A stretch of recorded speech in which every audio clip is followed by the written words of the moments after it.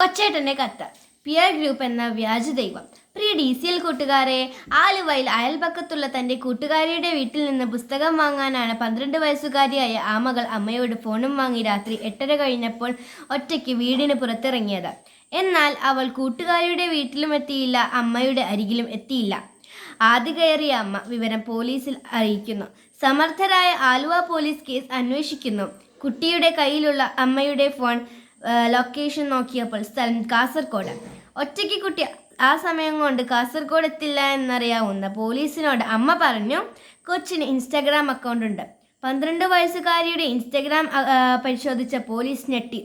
ചെറായി ബീച്ചിൽ ഐസ്ക്രീം കച്ചവടം നടത്തുന്ന 26 വയസ്സുള്ള കൊല്ലംകാരനുമായി 12 വയസ്സുകാരിയുടെ ചാറ്റിംഗ് കണ്ട പോലീസ് പോലും ഞെട്ടി, അന്തം വിട്ടു. ജാഗ്രതയോടെ കുട്ടിയെ കണ്ടെത്താൻ ആലുവ പോലീസ് സ്വന്തം വാഹനത്തിൽ യാത്ര ആരംഭിച്ചു.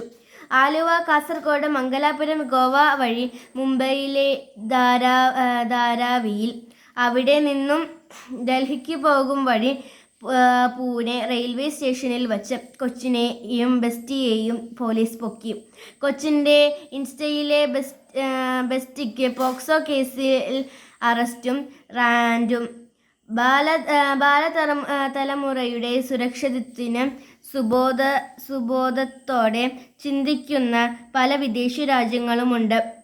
16 വയസ്സ് താഴെയുള്ള കുട്ടികൾക്ക് സോഷ്യൽ മീഡിയ നിരോധിച്ചു കഴിഞ്ഞു.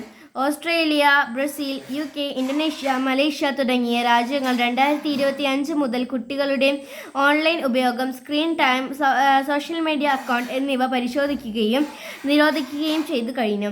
ആ രാജ്യങ്ങളെല്ലാം ബുദ്ധിവികാസം പ്രാപിക്കാത്തവരാണോ? ശാസ്ത്രീയ പുരോഗതിയെ അംഗീകരിക്കാത്തവരാണോ? അല്ല. പുരോഗതിയുടെയും വികസനത്തിൻ്റെയും ഒന്നാം നിരയിലുള്ള രാജ്യങ്ങളാണ് കുട്ടികൾക്ക് സോഷ്യൽ മീഡിയ നിരോധിച്ചത്.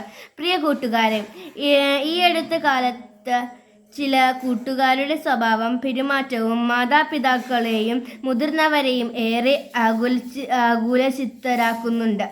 ആരാണ് എൻ്റെ യഥാർത്ഥ കൂട്ടുകാർ എന്ന സത്യം വീട്ടിൽ പറയാത്ത കുട്ടികളുടെ എണ്ണം കൂടുകയാണ്. പല കുട്ടികൾക്കും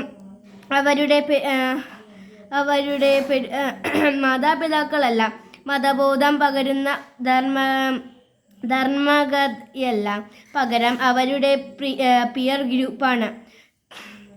സമപ്രായക്കാരായ കൂട്ടുകാരാണ് പല കുട്ടികളുടെയും ദൈവങ്ങൾ. മുമ്പ് മാതാപിതാക്കൾ പറയുന്നത് ദൈവം പറയുന്നത് പോലെ മക്കൾ കേട്ടിരുന്നു. ഇന്ന് പിയർ ഗ്രൂപ്പാണ് പലരുടെയും ദൈവം. സോഷ്യൽ മീഡിയയാണ് ദൈവം.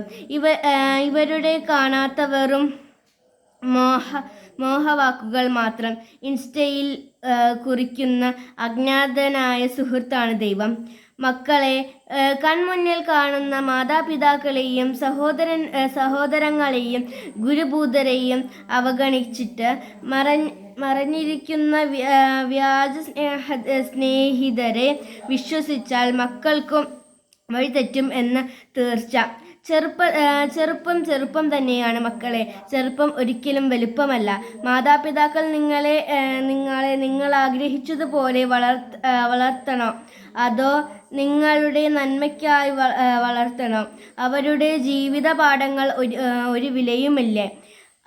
തഴച്ചു വളരുന്ന പല ചില്ലകളും പിഴച്ചു വളരുന്നതാണെന്ന് നല്ല കർഷകൻ അറിയാം. നല്ല കർഷകൻ ചില്ലകളുടെ ചൊല്ലുകൾക്കനുസരിച്ച് പ്രവർത്തിക്കേണ്ടത്.